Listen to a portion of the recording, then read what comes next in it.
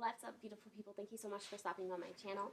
My name is Brie Cherie. If you are new here, hi, welcome. If you are a returning subscriber, thank you again for stopping by and watching my video. So today I want to work on my TBR for the month of June, for June 2022. And I think I have majority of it, but I really just want to hone in and do a chit chat with you guys, just to talk to you guys about what's going on with me, the channel, potential changes and things like that. And so we talked about this last night in my sprint, but just like the rest of the year, we are 6 months into the year and we have 6 months left, so half the year is gone. And so it's time for me to really just prioritize and hone in on my schedule and just get things in order. I apologize if you hear the washer. I am washing clothes. So the books that I know I'm going to be reading, starting with book 1 of the Parable of the Sower. This is, I love this set. I love this cover. We are reading Octavia E. Butler every month, and so that is something that I'm doing with a good friend, Maya. And so this is going to be the first book that I put down for my TBR. Next book that I am reading is Zora Neale Hurston. I am doing a read-along, a year-long read-along of Zora Neale Hurston's box set, Moses Man on the Mountain. I don't want to know what this one is about. Probably some shitty-ass dude and a bunch of people telling jokes, but I don't want to know the synopsis of those. Something that's just been on my mind is that this year has been the year of transitions, but I feel like this first 6 months have been a lot of transition. I left teaching, went back to corporate world. I've transitioned to a different job, and now I'm transitioning again to a different job in a different field, and I really feel like, again, that this has been the year of transition. There's been a lot of things that I've had to let go and just move and shift in, whether it was my career, my job, my car, my kid's school, my kid just in general, has just been a lot of movements and a lot of changes. And so, and I'm not saying that's a bad thing. Change is good. Change can be, you know, such a positive thing, and really just transformational within my life. And that's kind of what that has been. The next book is going to be Battle Drum. This is book 2 of the Ending Fire trilogy. The first book, which is The Final Strife. The Final Strife was my favorite book of last year. I absolutely love this book. It was just everything. So I cannot wait to read this, and I will be starting this with Adrienne as well as Elise's The Grace of Kings, and this will be reading together, and I cannot wait. I only got 11 pages in and I put it down. I just wasn't in the right headspace, so I'll be reading this as well. I'll also be reading the 3rd book of the Inheritance trilogy by N.K. Jemisin. And that is a read-along that Gabby from The Curious Owl is doing. My favorite series. I absolutely love N.K. Jemisin. Back to transitions. Recently, I've been thinking about just where my focus has been, and I'm kind of splitting myself up so much that I'm utterly exhausted. I just sometimes cannot function because of how just exhausted I am mentally, physically. And so between the amount of time that I spend online with working 3 active jobs, it's been a bit too much. I am still a single mother, and I still try to prioritize my time with parenthood.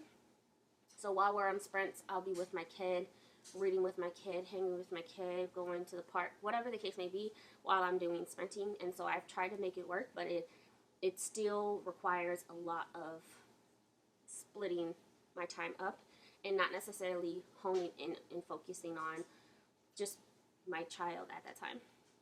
So Me working 60 plus hours a week, again, as a single mother, is just too much already. And I need to do that just to make sure that I'm taking care of my kid, making sure that she has what she needs, and whatnot. Trying to provide the life of, a better life than I had for my child, and whatnot. So that's why I am actively working 60 plus hours a week. I come to realize, like, I love sprints and I love being able to spend time with everyone. But again, sometimes we're having like an hour and a half long discussion, and it's a lot. It's a lot. They're much needed conversations, in much needed discussions, or even just much needed of me venting. um, but usually they're really thought provoking conversations, and I really, really do enjoy them. It's a lot. So I have not decided if I was going to end my Sunday sprints or my Wednesday sprints, but I really think that I just have to cut one of them out. I really look forward to in the future maybe doing like a Patreon or a membership, and then just providing those sprints during that time, once I build up my platform and get it where I need it to be. Or where I would like for it to be, I guess I should say. So that is a goal of mine, and hopefully one day I'll get there, but I find myself sprinting so much and using that time for my kid that I'm not, the free time that I should be able to edit a video or do whatever I need to do. I find myself just chit-chatting and having those thought-provoking conversations rather than, being able to post a video and be as productive as I would like for my channel to be. Okay, so the next book that I have on my TBR is going to be The Blood Gift. This is the sequel to the duology, the Blood Gift duology, and I think The Blood Trials was really, really good. I really enjoyed it. I'm hoping this one is, also as good, but it is a duology. Hopefully, Annie Davenport comes out with another sequel, or hopefully Annie Davenport comes out with more books in the future, because I really enjoyed it. It was a really good book. It's intense. It's, there's a lot of battle scenes and fighting, and sometimes it gets pretty graphic, but I personally enjoy those. Blood Gift. And then I will also be reading Little Eve by Katrina Ward. I really enjoyed The Last House on Needless Street, as well as Sundial. Sundial was really, really good. Super creepy, but really good. Also with my channel, I really just want to leave it up to you guys to see what you find and kind of take a poll on what you find is more beneficial for you and what you think might be better if I keep the Sunday sprints or Wednesday sprints. So just leave a comment down below and let me know which one you think you would enjoy. Brandy still has sprints on Mondays and Fridays, and then sometimes on Sundays. There's a ton of other people that still have sprints, so just let me know which one in the comments below, which one you think that we should continue. Speaking of, with transitioning and just this year being so much, I find myself, because of the work, the stress, the transitions, I find myself disconnecting with people in the community, and just in general. I have been lucky enough to find a few friends who are also single parents, and so it's been a kind of breath of fresh air to have people who you could talk to that get it. I think us as mothers, we know how stressful parenting is, but we have to provide 100% of the time, and it's a lot different than if we had a support system that others may have. And I'm, again, so thankful that I was able to find a few people who understand the stress levels and the mom guilt that I have been experiencing all year, and not just all year, for her entire life. It's completely different when you don't have that co-parenting figure, when you don't have that support, when you don't have those breaks. And it's nice to have someone to talk to about those, because you're doing double the task, double the work, double this, double that. Not having the support or the family foundation to really help you raise that village, to help you raise a child, has been hard. So yeah, I just appreciate them so much for, I feel like they just help me so much with the struggles that I've been going through with that. So the next book is going to be Hellbent. This is book 2 in the something is it a trilogy? I have no idea. I am looking forward to reading this and finishing out the series. The last book that I have set on my TBR for next month is an arc that I got from, I believe, Simon & Schuster. This is Big Gay Wedding. This is about 2 grooms and a mother who does not know that her son is getting married. And it looks like they're getting married it looks like the setting is in Louisiana.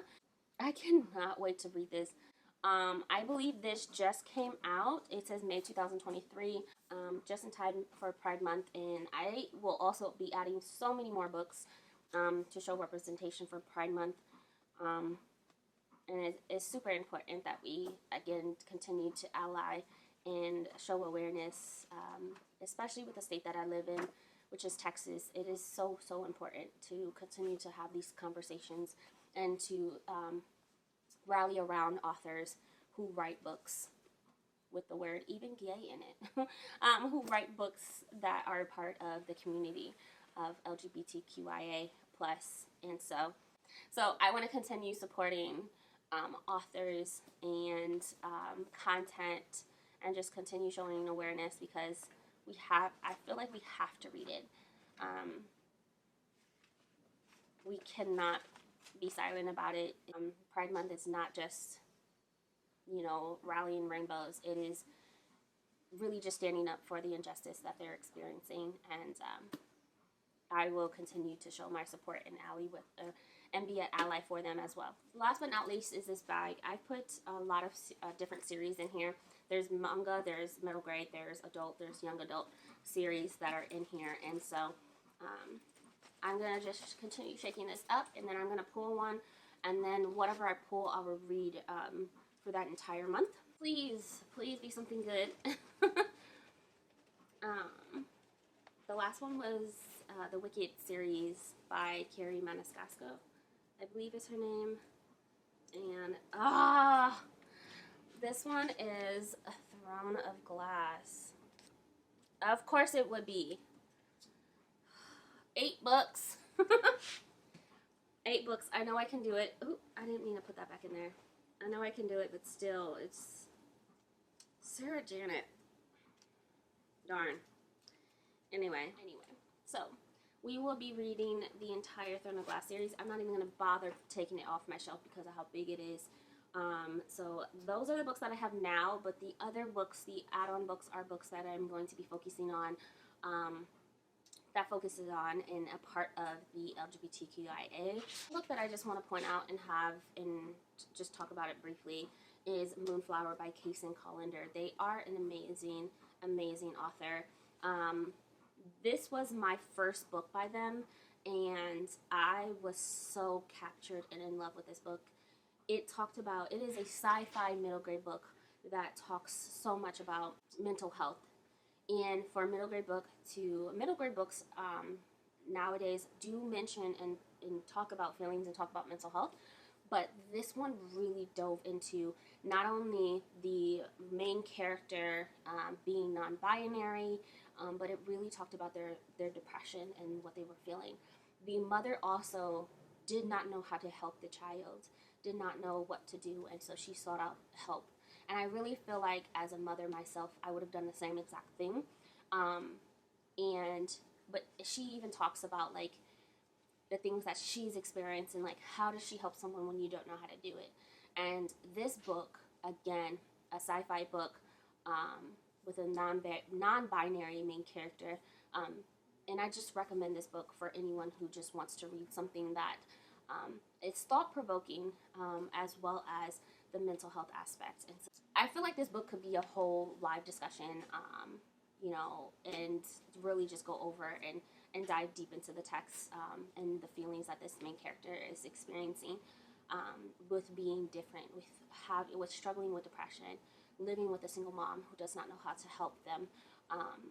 It just, again, it's so thought-provoking and so interesting, and I just devoured this book. I absolutely loved it. And so this book, if you have not read it, I will definitely recommend it. I think I've read it at least twice now, and so I really, really love it. For a middle grade book, it's amazing. The last thing that I want to talk about is I just want to give a shout out to Elise's and Jira, who has been an amazing part of my life, on YouTube Live, and they have been truly, truly amazing. Jira, first of all, I'm not gonna cry. I'm trying not to cry. I might cry. Okay, but Jira has really, the last month, has been just an amazing support system. Jira is a nurse. She is a NICU nurse, and you can really tell how passionate she is about it. My child was a preemie, and just having those understanding, and just like her talking to me about it, and just, we know we click because of it. And she has been amazing with dumbing down medical terminology. Okay, I don't understand some of the things that I'm reading on paperwork, and she has been just a lifesaver, to help me advocate for my child. So the night of Mother's Day, my daughter ended up having a seizure. I've never experienced or have experienced her having a seizure before. Because my daughter was premature, she was born with her complications, and but nothing to this extent. My daughter's heart rate dropped to the point where I did have to resuscitate her, and while on the phone with 911, as I'm screaming and panicking as a mother that I am, who does not know what to do, some of those earlier day trainings kind of kicked in, and I've calmed down. I calmed down. I settled down. I put her on the floor. I started CPR. But having to do all of that was so traumatic. Once we got the test results back and everything came back, she was released from the hospital. And then I got the results, and I went online and got the results. Jira really just made the stuff make sense. My daughter's heart rate is pretty low for what it should be. My daughter's, part of her heart could be enlarged, and we're still trying to figure that out. But I've never experienced something, I haven't experienced something that traumatic in a very long time. And I just want to thank Jira for just helping me advocate for my kid, because I did not know what any of that meant, and they didn't tell me. And they really made it seem like she was perfectly fine, everything was good, you don't need to see cardio, you don't need to see a neurologist. And I'm like freaking out after your experience that we just had. And I really needed that. I really needed the medical terms and the results to make sense, because it can't make sense. I didn't have to, you can't tell me that everything's fine after I had to CPR my child, or I had to do chest compressions on my child. Don't tell me that everything is fine. And so, after experiencing that, I feel like that incident was a wake-up call that I need to slow the fuck down and pay attention to what the hell is happening in my house. And as much as I try to divide myself into BookTube, into Bookstagram, into working 3 jobs, into being a single parent, I know I can't divide myself into that much anymore. And so there has to be a balance of BookTube. There has to be a balance of this. There has to be a balance of that, because I didn't see any of the warning signs. If there were warning signs, I wasn't paying attention. And as a mother all you want for your children is for your children to be better than you are. For your children to grow up healthy and strong and just be amazing little human beings and grow up to be amazing humans in society. And knowing that my daughter just has these medical issues again, I disconnected myself right after the incident from even talking to friends because my daughter is struggling, and I found myself being put in situations where, as much as I want to root for other people's children, be so happy for other people and other people's children, my daughter, I almost lost my daughter. And then I sit in some situations where I'll sit in an environment where they're talking about how perfect their kid is and I almost lost my child. And so I disconnected myself for a while, and I know that, you might not have seen it, but there's certain surroundings I can't be in anymore after that incident. I'm definitely not working as much after it because of it. And so I really hope that you guys understand when I say, me cutting back on my lives, on being other people's lives, and on YouTube in general. Like, it was really best for me and my household. Try not to cry on the internet. Trying really hard not to cry. A wake-up call of being present, of surrounding myself around people who are sensitive to the situation. The day after my daughter got out of the hospital, people were so inconsiderate. And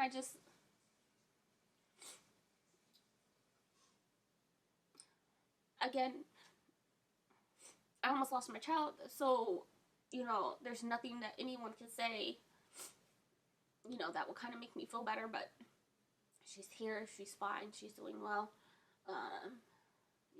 Still worried about her. We still have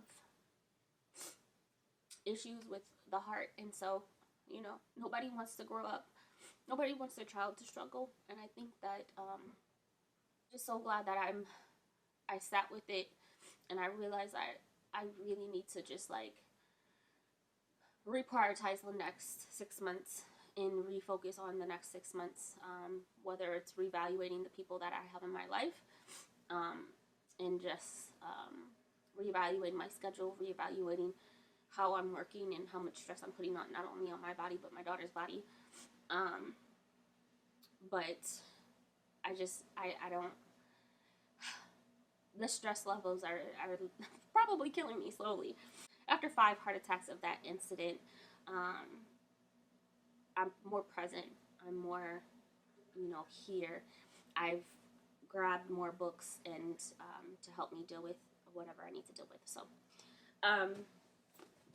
anyway, I really appreciate you guys, and again, thank you for just being here. And I know I have not posted videos since probably November, but that's going to change. So I will put more time into being a content creator rather than someone who just does lives.